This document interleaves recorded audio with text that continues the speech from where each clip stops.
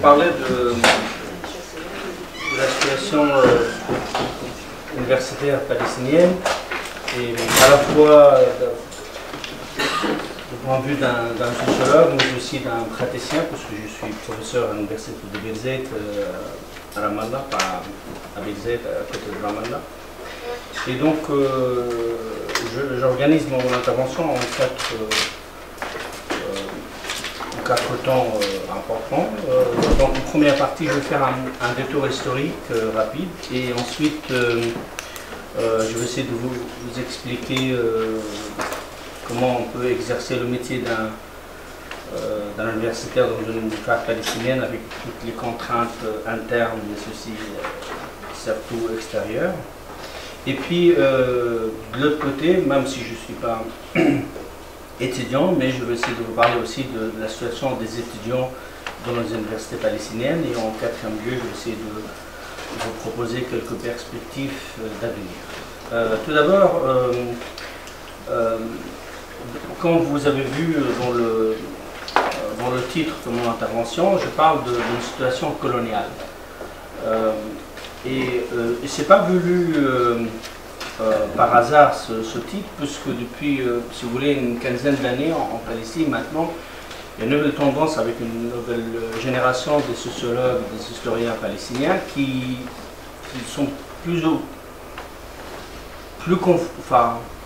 confortables à utiliser le terme colonisation qu'occupation.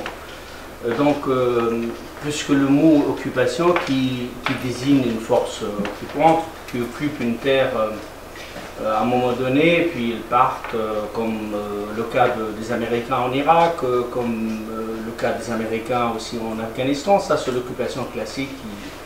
Et dans la situation palestinienne, la situation est plus compliquée, car on a bien sûr la ressemblance d'une situation d'occupation ordinaire, comme les Américains en Irak, mais aussi on a la colonisation. Et on a tous les traits d'une colonisation, mais déformée. C'est-à-dire qu'on n'est pas dans la colonisation classique qu'on a connue en Algérie ou ailleurs, en Inde, etc. Mais on a une situation très complexe et compliquée, puisqu'on a un proto-État palestinien, et puis une situation complètement coloniale qui correspond parfaitement à la situation, par exemple, des Algériens dans l'Algérie française. Donc, pour cette raison, je pense qu'on est plus confortable actuellement d'utiliser le terme colonisation. Personnellement, je n'utilise plus le terme occupation parce qu'il ne correspond pas du tout à la réalité palestinienne. Pour cette raison, d'ailleurs, j'ai choisi ce titre. Alors, je vais tout de suite, dans ma première partie, donc le système d'éducation palestinienne est un peu particulier par rapport aux autres situations coloniales. C'est-à-dire qu'il est, contrairement à d'autres pays arabes, par exemple, à d'autres pays du Sud, il n'est pas le produit d'un processus colonial. Il n'est pas fait par le colonisateur, et ensuite les Palestiniens l'ont récupéré, comme le cas, par exemple, en Égypte, ou comme le cas en Algérie. Les Palestiniens, ils ont créé leur système d'éducation presque contre la colonisation. C'est-à-dire que dès le départ, le projet de transmission de savoir, un système de l'universitaire palestinien, il est dans sa vocation première, lutter contre la domination coloniale. Et c'est quelque chose de très important à souligner avant d'aller plus loin dans les détails. Donc, cette particularité, donc le système d'éducation palestinien, il est indépendant de la puissance coloniale, mais bien sûr, il est dépendant dans tous les sens où la puissance coloniale intervient dans l'enseignement, dans la vie des universitaires, dans l'enseignement, dans les manuels que je vais essayer de vous expliquer. Mais en même temps, elle a un objectif particulier, c'est de lutter contre la domination coloniale. Donc, du coup, cette particularité façonne parfaitement le système d'éducation palestinien, et en particulier, par exemple, au sens social, puisque le rapport au quotidien est plus important que dans le sens dur que nos collègues exercent. Alors, dès le départ, depuis le siècle dernier, depuis la colonisation britannique, les Palestiniens avaient un rapport particulier à l'éducation. où l'éducation est toujours perçue comme un moyen d'ascension sociale, de montée sociale, une sorte de mobilité qui permet aux gens d'investir, d'éduquer. Et puis, dans le nationalisme palestinien, on a toujours perçu les Israéliens comme vainqueurs, puisqu'ils étaient plus forts, plus éduqués. Et donc, et ce n'est pas proprement palestinien, parce qu'on a d'autres situations similaires. Par exemple, si on prend la fondation de Sciences Po à Paris, a été fondée aussi dans la logique d'essayer de fonder quelque chose pour convaincre, parce qu'on était vaincus, donc essayer de monter une institution contre l'autre. Et si vous voulez, dès le départ, donc les premiers centres d'éducation en Palestine a été dans cette logique, essayer de surmonter le vécu des vaincus. Donc, dès le départ, les Palestiniens envoyaient leurs enfants, surtout les enfants, sociologiquement parlant, les enfants des élites palestiniennes, des villes, dans les universités voisines, c'est-à-dire dans l'université américaine à Beyrouth, l'université américaine au Caire, mais aussi dans d'autres pays en Europe, et peu dans les pays arabes, parce qu'à l'époque, ils ne possédaient pas encore des structures universitaires. Pour ne pas rentrer trop dans les détails, donc à partir de 1948, une bonne partie de l'intelligentsia palestinienne vendait son savoir de faire à d'autres pays arabes et ailleurs dans le monde. Et puis, à partir de 1970, on va assister à la création de la première université palestinienne. Donc là, vous voyez par exemple devant vous, ça passe une photo historique où on voit l'université de Birzeit, qui était, je peux le mettre voilà. Et donc là, c'était Birzeit College, qu'on voyait. Et donc c'était fondé en 1924 par une famille palestinienne de Birzeit. Et donc ce collège est devenu une université à partir de 1970 avec le premier département de lettres, mais surtout en sociologie. Et puis donc c'était la première université palestinienne. Et donc ça c'est une photo aussi historique montrer donc le rapport presque d'égalité hommes et femmes. Et puis aussi on voit parfaitement l'ambiance sociale. Donc là c'est avant que l'université devienne une université, c'est à l'époque où c'était un collège. Et puis là c'est le nouveau campus de Birzeit, mais je peux prendre aussi d'autres photos de d'autres facs palestiniennes. Alors pour vous expliquer le système d'éducation palestinien, parce que c'est très compliqué, j'ai beaucoup de choses à vous dire, donc je vais essayer d'aller plus rapidement dans les détails. On a 18 universités palestiniennes, 11 en Cisjordanie et on a 7 à Gaza. Donc on a 120 000 étudiants pour une population de 4 800 000 habitants, donc c'est énorme. Et on a 12 000 employés, c'est-à-dire qu'on a à peu près 7 000 professeurs, 7 000 employés de service. Et puis on a à peu près entre 5 000 et 5 500 de professeurs dans toutes les universités palestiniennes. Et donc les universités palestiniennes possèdent une particularité encore. Elles sont toutes, à l'exception de... Ouais, elles sont...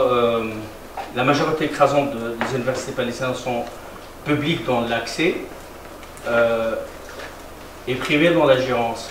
C'est-à-dire que, à l'exception des universités gouvernementales qui dépendent de l'autorité palestinienne, ils sont peu. Donc on a l'université d'Al-Quds, Open Al-Quds, qui est l'université dépend de l'autorité palestinienne. Et puis on a d'autres universités, mais surtout la plupart des universités comme Birzeit, comme Al-Najjar, comme Beth Laham, comme l'université islamique de Gaza, comme Al-Azhar, c'est des universités public dans l'accès, privé dans la gérance, donc il y a un conseil d'administration, et ça veut dire quoi? Ça veut dire que les étudiants payent, payent le frais de scolarité, qui sont très élevés, qui coûtent 1000 dinars jordaniens, qui est l'équivalent de 1100, 1150 euros par an. C'est une somme considérable, il faut rajouter encore d'autres frais liés à la vie quotidienne. Et puis comme il n'y a pas de structure étatique, même si l'autorité palestinienne prétend d'être entre guillemets un proto-État, il n'y a pas de système d'hébergement universitaire, donc il n'y a pas vraiment la vie de campus qu'on peut avoir ailleurs. Donc, et quelqu'un va me dire dans la salle tout de suite, mais comment les étudiants payent avec ces sommes? On a un système de crédit particulier avec un arrangement avec le ministère de l'Éducation nationale palestinien, avec les banques, avec des fonds qui gèrent l'éducation. Donc c'est très compliqué, on peut aller dans les détails plus tard. Et donc ce système d'éducation palestinien fonctionne mal, puisque, si vous voulez, pour des raisons budgétaires, puisque comme vous avez dit donc, au début, donc, 1970, l'université de Bézet a été créée, ensuite d'autres facs vont suivre, et on a eu donc l'objectif principal pour les Palestiniens, c'est de tenir bon. C'est-à-dire comme il disait ma chère collègue tout à l'heure, d'avoir l'idée de se résilier, d'être résilient face à la situation coloniale. Donc, de tenir d'éduquer les enfants palestiniens et ouvrir des universités palestiniennes dans une situation coloniale nécessite le financement des structures palestiniennes, c'est-à-dire l'OALP à l'époque a financé une partie des universités palestiniennes, et cet accord il n'est pas suffisant puisque les universités palestiniennes sont développées, et l'OALP, qui est devenue une coquille vide depuis la création de l'autorité palestinienne, avait d'autres préoccupations, donc elle laisse un peu le système d'éducation palestinien se débrouiller tout seul. Donc toutes les universités palestiniennes, sans exception à peu près, ils sont déficitaires. Donc ils souffrent d'une situation budgétaire. Et donc, ça entraîne beaucoup de conséquences sur le développement de l'enseignement, sur la qualité aussi, sur le nombre des étudiants à mettre dans le cours. Comme vous savez, on est dans une fac quand même ici, donc on connaît parfaitement aussi beaucoup de choses similaires, mais à une différence majeure quand même. On a un État, on a un système qui gère tout ça, donc l'université de Bézet ou d'An-Najjar ou de Beth Lahem sont obligés de gérer tous ces problèmes à eux seuls. Donc, ça c'est pour vous donner donc un peu un cadre général des universités palestiniennes. Alors, les contraintes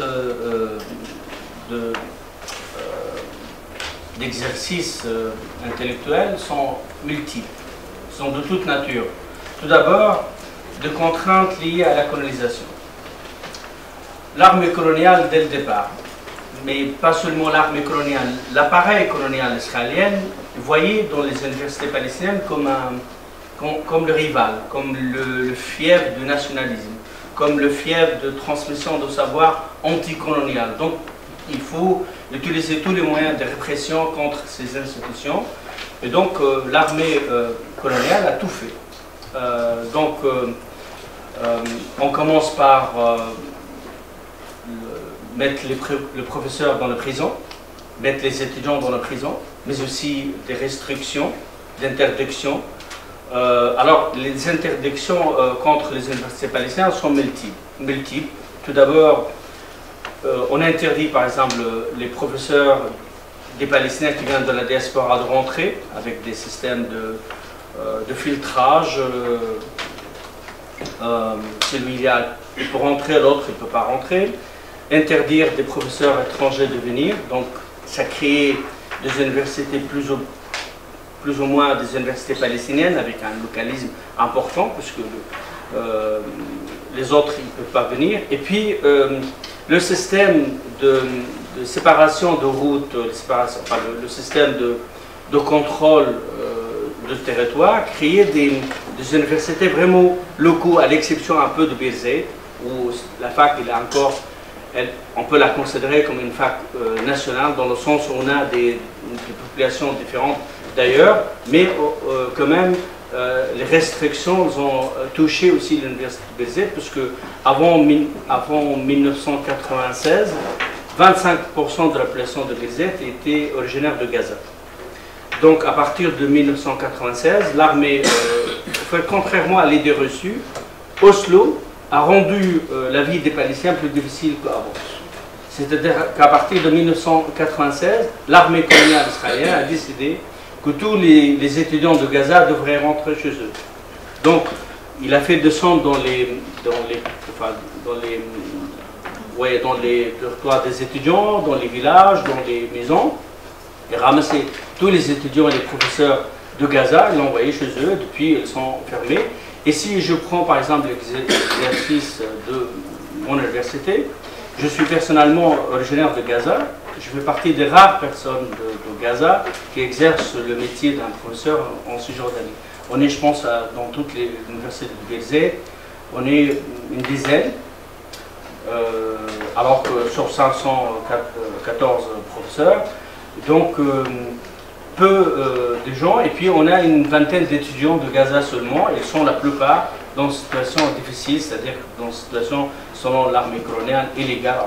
Ils sont chez eux bien sûr, mais selon eux, ils sont dans une situation illégale, ou bien ils sont originaires de Gaza, c'est-à-dire ils ont changé leur carte d'identité. Donc, et durant, si vous voulez, les années directes de la colonisation, enfin d'occupation israélienne, c'est-à-dire durant les 37 ans d'occupation directe, de 1967 jusqu'à l'arrivée de l'autorité palestinienne, l'armée possédait, donc là c'est des photos des années 70. Quelqu'un veut dire pourquoi vous me montrez ça? Parce qu'en fait, si vous voulez, ces images-là, maintenant, ils sont, dans le contexte qu'on vit actuellement en Palestine, ils sont considérés comme des images de choc. Là, les professeurs avec les Marcel, là. Et donc ça, c'était dans le vieux campus de Birzeit. Donc là, en fait, c'est mal. Donc là, c'est l'armée coloniale à l'intérieur de Birzeit en 2014.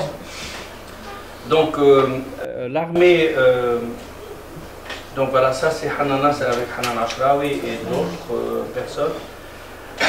Donc là, c'est durant la première intifada, c'est-à-dire de 1987 jusqu'à 1993. Donc je vois que Camille est en train d'essayer de connaître quelques personnes. Et donc l'armée coloniale israélienne a fermé l'université de Birzeit 4 ans. C'est-à-dire que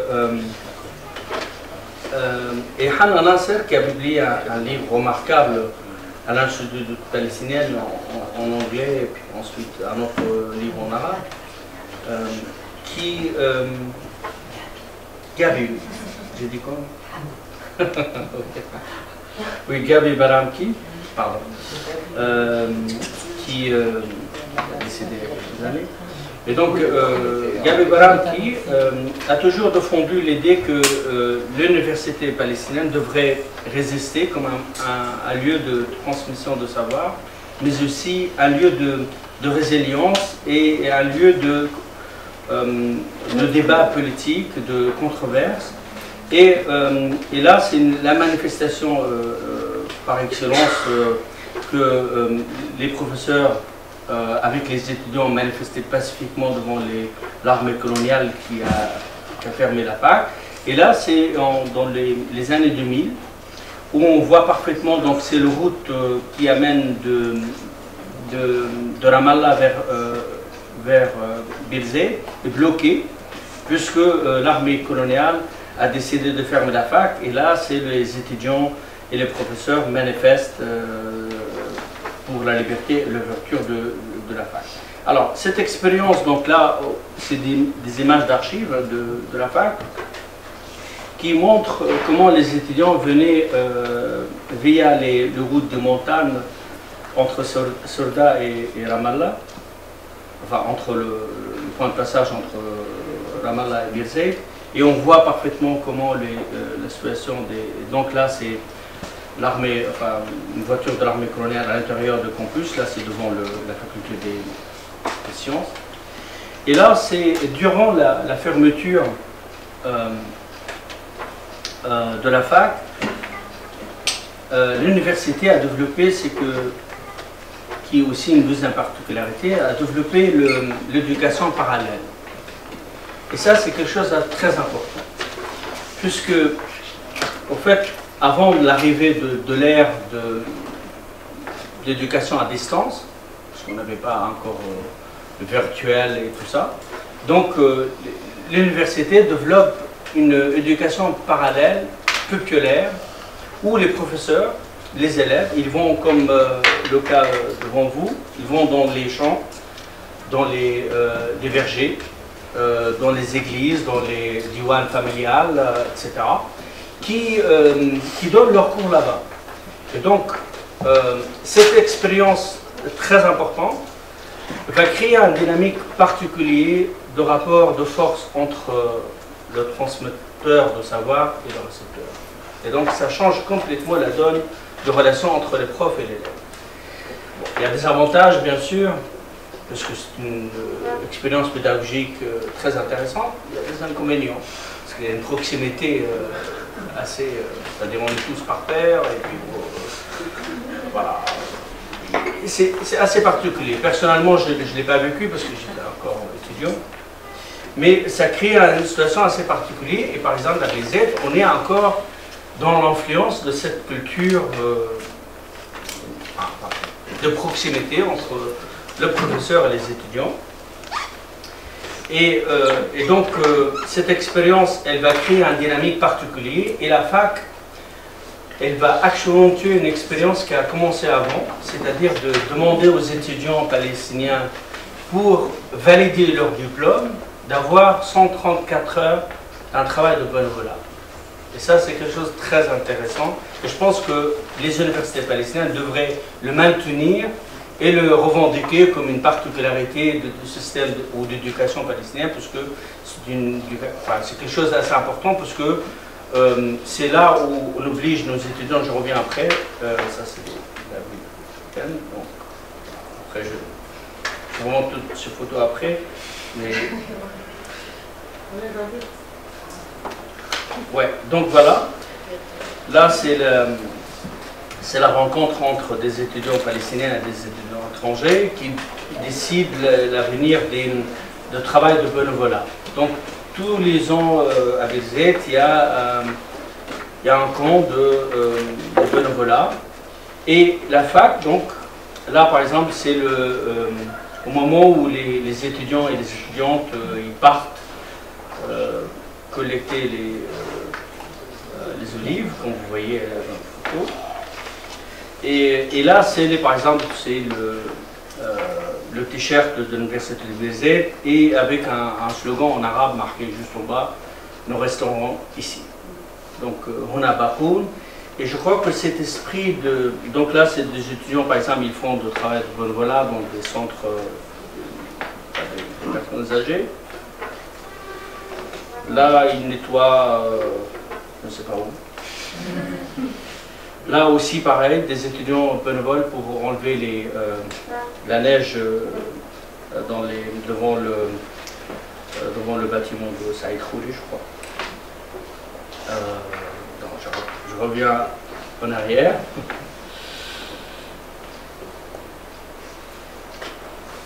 Donc la fac aussi, c'est... donc là, c'est les contraintes imposées par le colonisateur. Après, il y a des contraintes plus dures, c'est-à-dire de la perte des étudiants. Là, par exemple, si vous voyez, par exemple, ce monument destiné à glorifier les étudiants martyrs de l'université de Birzeit. Vous voyez qu'il y a un espace vide pour mettre d'autres noms éventuels, d'autres martyrs. Et en fait, c'est dans la logique qu'il y aura toujours des étudiants qui vont tomber sur les balles de l'armée israélienne. Donc là, la liste, elle est juste de Birzeit, mais la liste des étudiants martyrs, victimes de l'armée coloniale, très importante. Alors, si je prends le chiffre, par exemple, que j'ai récupéré de la campagne Right of Education, on a actuellement, à l'heure actuelle, on a 143 étudiants en prison israélienne, de Birzeit seulement. Et en total, on a 324 étudiants palestiniens des universités dans des prisons. Et on a 16 profs de toutes les universités palestiniennes sont dans les prisons. Et dans le passé, une bonne partie de la génération qui précédait ma génération la plupart a vécu l'expérience de prison. Beaucoup de professeurs de l'université de Birzeit, par exemple de Najar, de Bethlehem, ont été dans la prison, pas pour des activités politiques classiques dans l'engagement dans un parti, mais surtout des activités, par exemple, qualifiées d'avoir de discours nationalistes ou voilà, de faire des écrits anticoloniaux, des choses comme ça. Donc beaucoup de gens ont payé le prix très fort. Beaucoup de profs étaient interdits de voyage.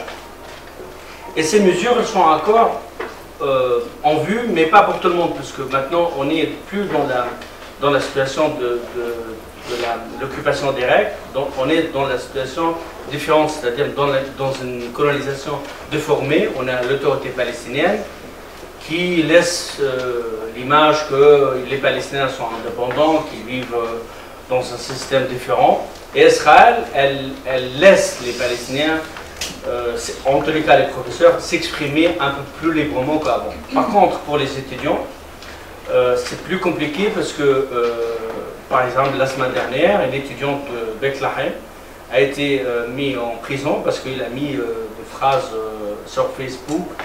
Donc, l'appareil de contrôle virtuel de Shin Bet israélien a vu ça, donc ils sont venus aller chercher à Al-Khader. Et donc la fille est en prison depuis 40 jours maintenant, je pense. Et elle est accusée d'être... voilà. Et alors, les contraintes, puisque comme on ne peut pas seulement parler de contraintes extérieures, aussi on a des contraintes intérieures qui sont liées à la contrainte coloniale. C'est-à-dire que la situation coloniale crée des situations assez particulières pour les universités palestiniennes, où les universités palestiniennes, l'engagement politique, c'est quelque chose d'assez important. Même si on observe, en tant que sociologue depuis quelques années, qu'il y a un désengagement politique dans le sens politicien, mais les Palestiniens, les étudiants palestiniens sont encore engagés politiquement. Et là, par exemple, on voit une scène importante, et puis là, le terme utilisé, c'est monadara, ça vient de la culture arabe ancienne, la controverse. Et dans le passé, les Arabes, les musulmans, ils avaient instauré pendant des siècles des controverses sur les relations avec les autres religions, sur Dieu, sur les êtres humains, etc. Donc cette culture de controverse a été introduite par l'université de Birzeit comme un moyen d'exercice intellectuel important.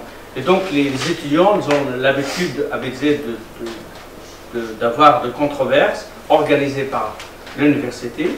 Et là, vous voyez par exemple tous les drapeaux des partis politiques palestiniennes, avec bien sûr une participation massive. Donc là, c'est des étudiants de Front populaire. Donc là, pareil. Et ça, c'est l'idée d'un étudiant, un ex-étudiant de Birzeit qui a été assassiné récemment à Jérusalem, qui a eu l'idée de lire sur le mur de Jérusalem. lire. Voilà. L'idée c'est de faire voilà, une chaîne des jeunes qui lisent des livres, et les étudiants de BZ l'ont reproduit au sein du campus. Si vous voulez, les campus palestiniens sont presque le reflet de la société palestinienne. Donc, il y a des conflits dans les partis politiques, mais aussi des conflits de toutes sortes. Donc là, par exemple, on a les étudiants de Hamas qui se refugient à l'intérieur du campus palestinien, parce que depuis la division interne palestinienne, parce qu'on n'aime pas parler de la langue de bois, donc il faut aussi parler de problèmes internes palestiniens. Donc il y a des restrictions contre les étudiants de Fatah dans la bande de Gaza, et il y a aussi des restrictions pour les étudiants de Hamas en Cisjordanie.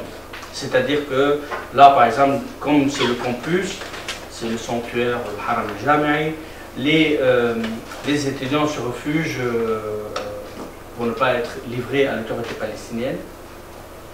Ça, c'est classique, comme aujourd'hui dans d'autres facs françaises. Donc là, c'est les étudiants qui ferment les portes de l'université de Bézé pour protester contre l'augmentation des frais de scolarité. Et donc, voilà. Et ça, c'est classique. Et ça, c'est un autre type de controverse, mais cette fois-ci plutôt controverse intellectuelle. C'est-à-dire que le département de Cultural Studies à Bézé organise un débat avec deux groupes rivales qui décident de débattre sur un sujet particulier, pour ou contre l'application de charia, pour ou contre deux États, pour ou contre le travail de femmes, n'importe. Donc on a à peu près deux types de controverses avec Z, et maintenant on a dans d'autres universités aussi palestiniennes ce type de controverse, et ça augmente un peu ce rapport particulier de campus. Donc le campus, c'est pas seulement un lieu de transmission de savoir, c'est aussi un lieu de rencontre sociale, de mixité sociale, c'est un lieu aussi de confrontation. Et donc là, c'est les élections. Là, donc, c'est nos collègues. Donc là, c'est l'année dernière. Donc c'est les élections des étudiants de Bézé. Donc là, les professeurs, ils sont en train de compter les voix. Et donc c'est un lieu où presque une bonne partie de la société palestinienne de l'extérieur arrive dans le campus de Bézé pour essayer de voir quelles sont les tendances, qui va gagner, etc. Et là, c'est un étudiant de Bézé qui a été arrêté par l'armée coloniale et a été traduit en justice. Il vient d'être sorti, il a passé 7 mois en prison. Là, c'est une photo parlante, puisque il porte un livre et puis un caillou. Et là, c'est pareil. Ça, les étudiants de BZ qui manifestent à Rafah. C'est 2015. Et ça, c'est l'armée coloniale qui, devant la fac, qui a fermé la fac à un moment donné, a interdit les gens de circuler.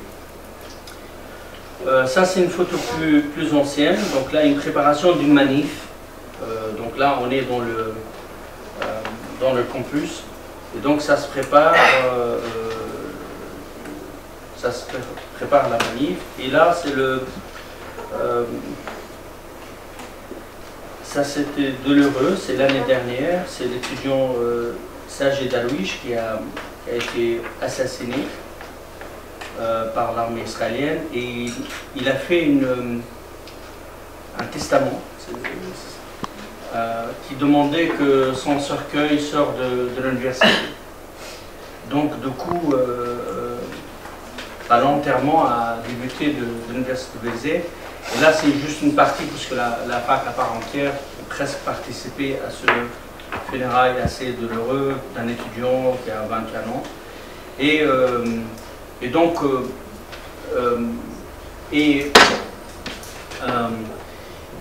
si vous voulez, c'est toujours, par exemple, moi je parle trop de Béziers, je devrais parler d'autres facs, mais parce que Béziers possède une centralité dans l'université palestinienne et pour tas de raisons historiques. Tout d'abord parce que le marge de la liberté académique à Béziers est beaucoup plus grand qu'ailleurs, une concentration des chercheurs en sciences sociales plus important qu'ailleurs, enfin bref, il y a et puis aussi le rôle historique qu'a joué Béziers dans la négociation, la visibilité internationale, etc. Et récemment, Netanyahou a demandé à Mahmoud Abbas de faire une déclaration à partir de Béziers en disant que il faut, je reprends la négociation avec Mahmoud Abbas si un jour il va avoir le courage d'aller à Béziers et faire une déclaration de reconnaître le caractère juif de l'État d'Israël. Et donc, et bien sûr, même Arafat, il n'aura pas le faire. Alors, vous imaginez Abou Mazen qui n'a plus de légitimité. Donc, et donc le campus palestinien, donc le campus palestinien aussi, c'est un lieu d'expression artistique. Là, par exemple, vous voyez une métaphore d'une mariée, avec une métaphore aussi de la Palestine, avec des... Là, vous voyez, par exemple, c'est des ballons avec des lettres à l'intérieur, soit avec le nom des villages détruits par le colonial, soit avec des souhaits. Donc, et les étudiants participent pleinement tout le temps dans des marches. Voilà, je termine les photos. Et, non, pas d'accord. Et donc, c'est un lieu d'expression artistique. Là, c'est les étudiants de Béziers qui font une dabke, mais pré-organisée plus ou moins. C'est-à-dire que c'est des étudiants ils travaillent dans une compagnie de performance de dabke, qui ont essayé de montrer quelque chose de spontané au campus. Et donc, c'est très drôle, puisque, si vous voulez, une bonne partie de la population palestinienne est très attentive à ce qui se passe à l'Université de Béziers, donc beaucoup de gens ils ont fait des commentaires. Et on a cette scène, par exemple, importante de cette fille qui porte un foulard sur sa tête, et puis elle est en jean. Et c'est le modèle le plus répandu maintenant en Palestine. En plus, elle danse. Donc, et c'est symboliquement très important, parce que ça veut dire qu'elle accepte, si vous voulez, le nouveau code social imposé par la société, qui lui permet à cette femme d'avoir un passeport qui lui permet de sortir, d'exercer. C'est-à-dire qu'on n'est plus du tout dans la conception religieuse, mais c'est-à-dire une conception sociale qui permet à toutes ces filles de venir à la fac et de sortir et d'éduquer et de travailler. Et en même temps, donc, le campus aussi, c'est un lieu de... Alors, on est rattrapé par la politique, mais aussi on est rattrapé par le secteur privé. Parce que là, en fait, c'est le festival de Béziers. Bien sûr, donc là, c'est les expressions artistiques, mais je passe rapidement. À moins que vous souhaitez regarder la jeunesse. Et donc là aussi, c'est le campus, notre ex-président de l'Université de Béziers, Khalil Hindi, souhaitait que le campus soit ouvert à la société, que les gens ils peuvent venir le soir encore et l'ouvrir, mais il y a encore des restrictions. Mais par contre, durant le festival, là vous voyez par exemple, ça se passe le soir avec les familles, les enfants. Et là, donc, comme je vous avais dit, on est rattrapé aussi par le secteur privé qui trouve le campus comme un lieu de visibilité sociale. Donc là, en fait, c'est un groupe des filles, des étudiantes de Bézé, qui font une parade de costumes traditionnels palestiniennes. Et donc, avec toute l'idée de subvention, de la publicité, puisque si vous voulez, je n'ai pas trop parlé de la situation politique en Palestine, enfin économique, pardon. On insiste depuis l'arrivée de l'autorité palestinienne d'une montée, d'une nouvelle politique néolibérale conduite par Salam Fayyad, l'ex-homme de la Banque mondiale en Palestine. Et cet homme, mais aussi avec l'alliance de certains hommes du secteur privé en Palestine, ils ont instauré un système très libéral. Et actuellement, par exemple, il y a tout un mouvement social très important en Palestine contre un projet de sécurité sociale où c'est le seul endroit au monde, je crois, où le patron il paye presque à égalité avec les salariés. Et donc c'est quelque chose d'assez impressionnant pour une situation sur la colonisation, et ça montre à quel point l'autorité palestinienne possède une politique économique libérale. Et ça, bien sûr, donc à tout à l'heure je vous ai parlé de contraintes israéliennes, de la colonisation, de contraintes internes. C'est-à-dire qu'il y a des conflits entre les partis, et puis aussi des contraintes financières, budgétaires, mais aussi des contraintes d'exercer le métier de professeur. C'est-à-dire qu'on a les donneurs de leçons qui viennent de l'extérieur, qui dédictent, qui donnent des ordres, enfin, déguisés, genre les bailleurs de fonds qui financent tel ou tel projet. Genre, voilà, nous souhaitons organiser une rencontre entre les Palestiniens et les Israéliens. Dans une idée d'essayer d'avoir des relations, enfin, de compréhension mutuelle et renvoyer les Palestiniens et les Israéliens dos à dos, comme si c'était deux parties qui s'affrontent. Et c'est de là tout le problème, parce qu'en fait, la plupart des gens dans le monde, ils voient ce conflit comme un conflit entre deux parties égaux, alors que c'est un conflit entre colonisateurs et colonisés. Et dans cette configuration, on ne peut pas avoir les deux côtés de la même façon. Et je crois que beaucoup de bailleurs de fonds ils ont essayé depuis 1994, ils essayent encore, ils ont créé donc un grand changement dans l'université palestinienne, parce qu'ils ont créé ce qu'on appelle maintenant les experts. Donc, les experts universitaires par excellence, qui aussi travaillent pour des projets déterminés de l'autre côté de la Méditerranée. Et puis, voilà, on demande des gens qui travaillent sur tel ou tel sujet.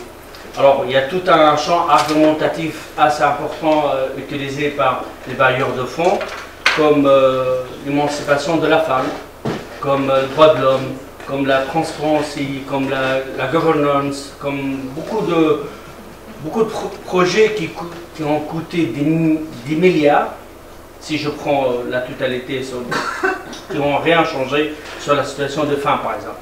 Il y a énormément d'argent qui a été mis au service, entre guillemets, d'augmenter la capacité des femmes, capacité building, par exemple. Capacité building, c'est le mot magique maintenant. C'est très bien, capacité building, vous avez 1 million. Et capacité building sur la colonisation, je ne vois pas qu'est-ce que ça peut être. Et ça attire beaucoup de gens. Donc il y a beaucoup de gens, ils deviennent, en fait, se convertir comme experts. Et donc il faut écrire, faire des proposals, et puis utiliser tout le jargon qui plaît aux donneurs de leçons. Voilà, le donneur de leçons, alors bon, il faut faire ça, il ne faut pas dire ça parce que c'est pas beau, il faut pas dire colonisation, il faut dire autre chose, il faut... Voilà.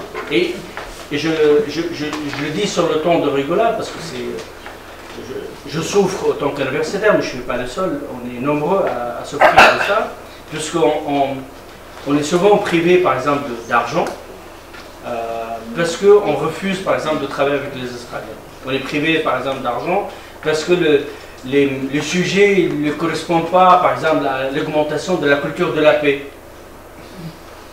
Mais, il faut, à la place de nous donner de l'argent pour gaspiller l'argent de la communauté internationale des Européens, entre guillemets, il faut trouver des moyens de faire pression sur Israël. Donc, à la place de financer des projets inutiles, il faut trouver d'autres moyens, mais ils ne les écoutent pas, quoi. Donc, voilà, donc il y a des contraintes assez difficiles, et surtout, par exemple, je crois que je peux m'arrêter avec ce... en fait, là, souvent, par exemple, dans les débats intellectuels en Europe et ailleurs, les gens disent oui, mais bon, il faut avoir des relations avec des intellectuels, des universitaires israéliens. Mais on oublie qu'il y a une complicité des universitaires israéliens, avec la machine coloniale. C'est pas seulement ne pas prendre de position, c'est-à-dire que les universités israéliennes ils participent pleinement à la colonisation. Ils ne sont pas seulement dans les parties de fond de la colonisation. Ils participent, c'est-à-dire que si on prend par exemple dans les sciences dures exactes israéliennes, des gens qui aident l'armée coloniale à mieux contrôler le corps des Palestiniens, à le contrôler virtuellement. Donc les scientifiques israéliens participent pleinement à cette colonisation. Si on prend les sciences sociales, il y a des écrits des historiens, des sociologues israéliens qui défendent l'idée de transfert, qui défendent l'idée que tout travail qui remet en cause la version officielle de l'État d'Israël, c'est du révisionnisme, alors que c'est des Palestiniens qui font le travail de leurs histoires. C'est-à-dire que nous, par exemple, la nouvelle génération des sociologues, des historiens palestiniens, on est en train de regarder de nouveau l'histoire d'un Nakba, l'histoire du mouvement national palestinien, avec un regard très critique. Donc, on critique le discours d'Arafat, on critique l'OLP, on critique le nationalisme palestinien fabriqué au début du siècle. Mais personne ne dit, voilà, vous faites le travail de révisionnisme parce que vous remettez en cause les pères fondateurs du nationalisme palestinien. Mais côté israélien, il ne faut pas remettre en cause beaucoup de choses. Et je pense que cette difficulté, par exemple, pour moi, en tant qu'universitaire, elle est fatigante parce qu'à chaque fois, on est face à des intellectuels du monde entier, et les gens nous disent, oui, mais bon, il faut avoir... En plus, il y a toujours il faut, c'est-à-dire, ils nous donnent des leçons, il faut regarder les autres. J'aimerais bien écouter les autres, bien sûr. J'aimerais aussi avoir des conseils. Il ne faut pas se mettre à ma place et de me dire, bah, il va vivre sur la colonisation, vous allez comprendre. Donc, à la place de me donner des leçons, etc., il faut les écouter. Et je crois que le problème majeur, c'est qu'on n'est pas toujours pris au sérieux. Si je vous donne par exemple si on prend les historiens palestiniens par exemple, qui ont publié beaucoup dans l'Institut d'études palestiniennes sur un Nakba, si on prend par exemple les écrits de Saher, il disait les mêmes choses que Benny Maurice, les mêmes choses, que 850 000 Palestiniens étaient expulsés par la force. Et personne ne l'écoutait parce que c'est un vaincu. Alors que quand le nouveau historien montre, via un travail d'archives de l'armée coloniale israélienne, que l'armée israélienne a expulsé par la force les Palestiniens, il commence à dire oui, effectivement, les paroles dominantes et écoutez. Et je crois que on souffre encore de cette légitimité. Souvent, en fait, le vainqueur, il a plus de poids à convaincre, alors que souvent les gens ils disent oui, mais bon, ça c'est la propagande, c'est l'émotion, c'est pas assez scientifique, c'est pas assez rigoureux. Et l'autre le colonisateur qui il a des moyens privilégiés dans toutes les universités du monde. Il est coté, il est considéré comme neutre, comme scientifique, comme rigoureux. Et nous, on est encore dans le... On est par l'émotion, on n'est pas assez sérieux. On travaille pour le nationalisme palestinien. Alors, voilà. Donc, si vous voulez, je ne vais pas parler 3 heures parce que je peux, et puis comme ça, mais c'est-à-dire qu'on a énormément de contraintes pour exercer le métier d'un universitaire dans la situation palestinienne. Merci beaucoup.